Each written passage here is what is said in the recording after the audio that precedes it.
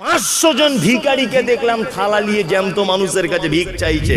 আরে গাধার বেটা গাধা মরা মানুষের কাছে চাইতে এসেছে, ব্যবসায় লস হয়েছে, 1 লাখ টাকা লস। বাবা তোমার দরবারে এসে চাদর চড়িয়ে গেলাম, বাবা তুমি কিছু একটা করো। ঝাঁটা খাবো তবে আর সত্য মিথ্যা বুঝবো। হাজি আলিতে গিয়ে ঢুকেছি, দেখছি একটা লোক এই রকম বড় ঝাঁটা নিয়ে হাতে দাঁড়িয়ে আছে। ঠিক বলছি না ভুল বলছি? প্রত্যেক লোক সেজদা দিচ্ছে আর তার মাথাতে একবার করে ঝাঁটাটা বুলিয়ে দিচ্ছে, প্রত্যেকবার একবার করে ঝাঁটা বুলিয়ে দিচ্ছে। আমি মনে মনে ভাবছি আর কি, আরব সাগরের পাড়ে তো, সাগরের ধারে মনে মনে 1 ঘন্টা ধরে বসে আছি সাগরের পাড়ে, মোবাইল ঘাঁটছি আর মনে মনে ভাবছি ঝাঁটা মারছে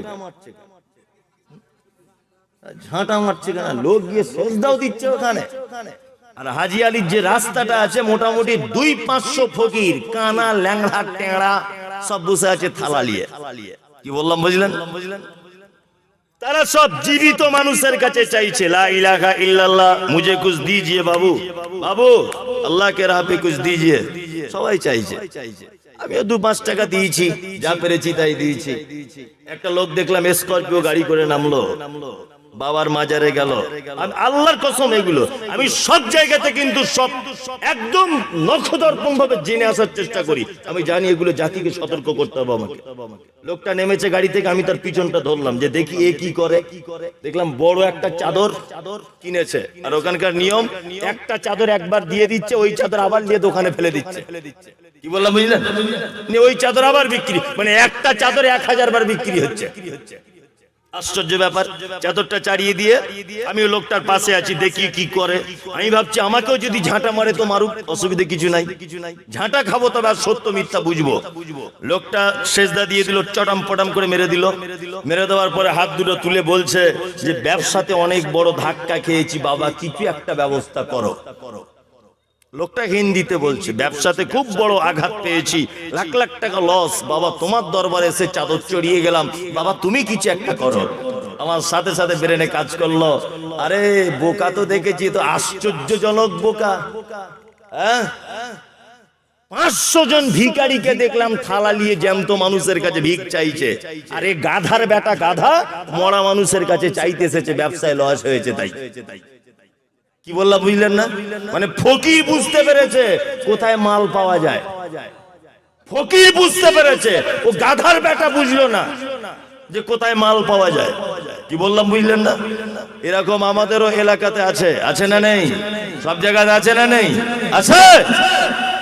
আপনার কাছে খুব বিনীত অনুরোধ, এই সমস্ত ব্যাপারগুলো থেকে নিজেকে হটিয়ে রাখবেন। এক কথায় ভেবে নেবেন সমস্ত ক্ষমতার মালিক কে? আল্লাহ। চলুন, আল্লাহ তারপরে বলছেন আল্লাহ দিয়ে খলাকল মাউতা, আমি মওত সৃষ্টি করেছি, ওয়াল হায়াতা জীবন সৃষ্টি করেছি, লিয়াবলুয়াকুম আইয়ুকুম আহসানু আমালা, যাতে করে তোমাদেরকে পরীক্ষা করব আমি যে উত্তম কাজ কে করেছো তোমরা। এইবার আলোচনা শুরু হলো, আরো কিছু আলোচনা করা যাক, মন দিয়ে শুনুন এবার। এক, আল্লাহ বলছেন লিয়াবলুয়াকুম আইয়ুকুম আহসানু আমালা, আমি হায়াত আর মওতকে সৃষ্টি করেছি এই কারণে যে তোমাদেরকে পরীক্ষা করব তোমাদের ভিতরে উত্তম আমল কে করেছে। কি আমল? উত্তম। বেশি আমলের কথা বলেছে না।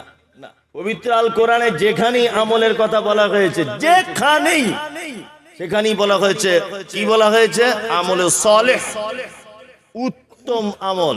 তার মানে বোঝা যাচ্ছে ভেজাল আমলও কিছু আছে। এটা একদম অপশন নাই, বোঝাই যাচ্ছে না? তার মানে কিছু ভেজাল আমলও আছে।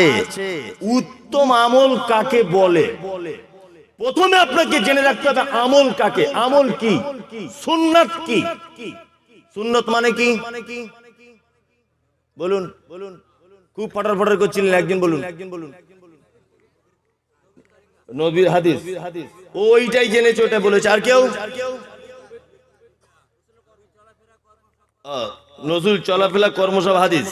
জি, হাদিস তিনটা, নবী যেটা করেছেন, নবী যেটা বলেছেন, আর নবী যেটা করেননি তবে অন্য কেউ যদি করেছেন মৌন সমর্থন করে দিয়েছেন, এটা একটা হাদিস, তাই তো?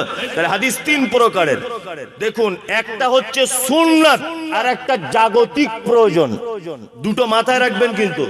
সুন্নাত সেটা যার ব্যাপারে আল্লাহ রাসূল ভালো মন্দ বর্ণনা করেছেন।